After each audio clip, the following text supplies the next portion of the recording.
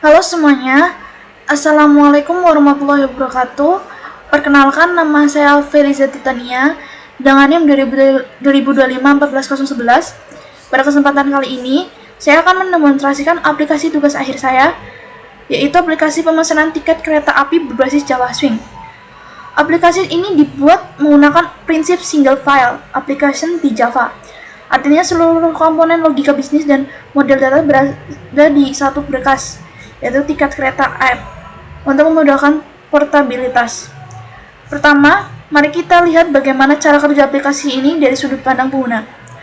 Pertama-tama, kita running dulu ya guys. Lalu yang kedua, kita masukkan nama.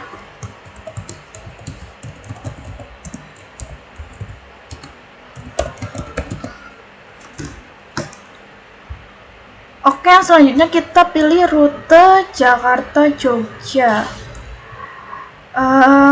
Berikutnya kita menambahkan jumlah tiket jadi 3 ya, dan menambahkan akses VIP. Di sini saya menyebut nama penumpang Feliza Titania dengan rute Jakarta-Jogja di hari weekend. Jumlah tiket 3 lembar dengan kelas eksekutif. Saya juga menambahkan fasilitas makan meal dan VIP lodge. Sekarang saya klik hitung rincian. Oke, bisa kita lihat aplikasi ini langsung mengkalkulasi biaya kelas dasar. Biaya ditambahkan add-on potongan diskon kelompok 5% karena membeli minimal 3 tiket serta pengenaan PPN 11%.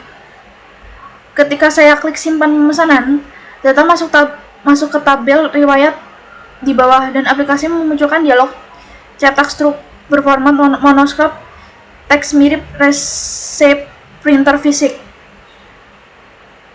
Begini.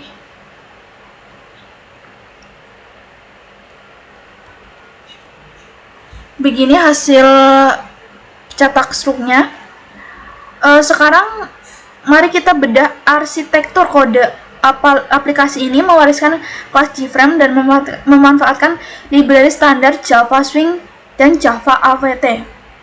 Di baris awal kita mendeklarasikan komponen form seperti JTextField, JCombo Box, JSpinner, Button Group untuk radio button, dan JTextBox, JCheckbox untuk fitur tambahan. Data riwayat disimpan secara dinamis di dalam list tiket memanfaatkan koleksi bawaan Java. Untuk tata letak atau layouting, form utama dibangun menggunakan grid layout di dalam fungsi build form panel. Mengapa grid layout? Karena layout manager ini memberikan fleksibilitas penuh untuk mengatur komponen dalam bentuk grid, berbasis yang rapi dan tetap responsif saat ukuran jendela diubah. Sedangkan untuk pengelolaan komponen kecil seperti radio button untuk pemilihan hari dan kelas, saya menggunakan flow layout agar posisi sejajar ke samping secara natural.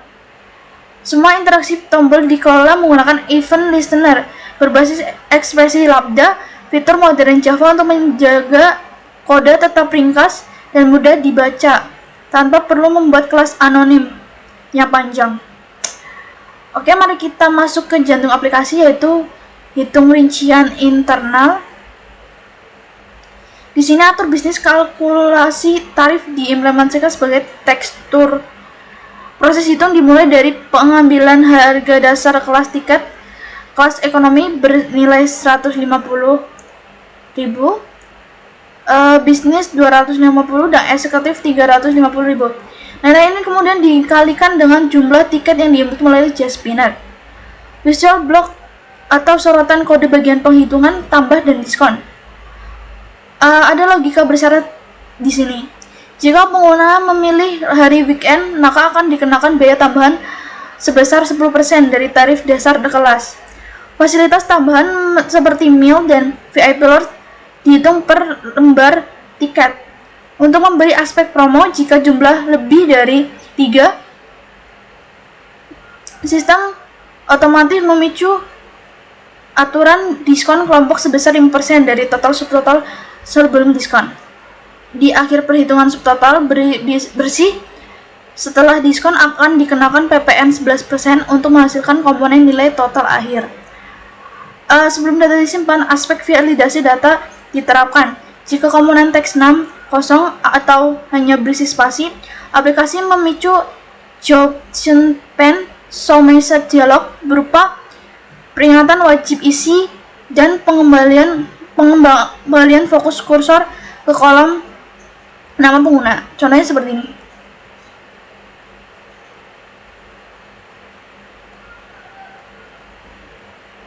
Contohnya seperti ini, bentar.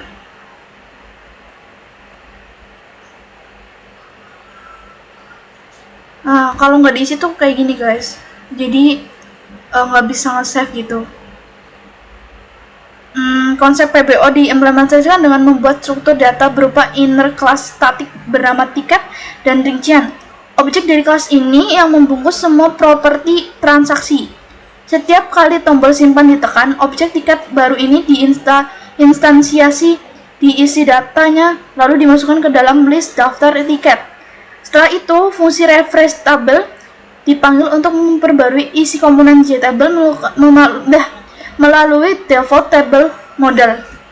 Arahkan ke metode build structure dan kelas struct printable.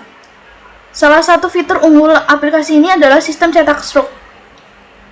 Teks struct disusun secara rapi menggunakan string builder dan format string alignment khusus agar posisi teks rata tengah. Untuk mencetak langsung ke printer fisik, saya mengimplementasikan antarmuka stand Java yaitu Java awt print printable di dalam kelas struct printable. Metode print bertugas memecahkan baris teks untuk struct berdasarkan tinggi halaman cetak dan menggambarkan baris demi baris menggunakan komponen grep 2D. Fitur pelengkap lain adalah tombol refresh data seperti ini.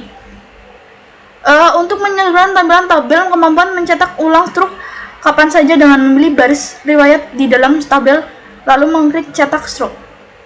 Setelah keseluruhan aplikasi ini telah memenuhi seluruh pilar dasar pemrograman berorientasi objek, interaksi antarmuka pengguna yang dinamis, enkapsulasi data transaksi hingga fungsionalitas pencetakan dokumen yang andal.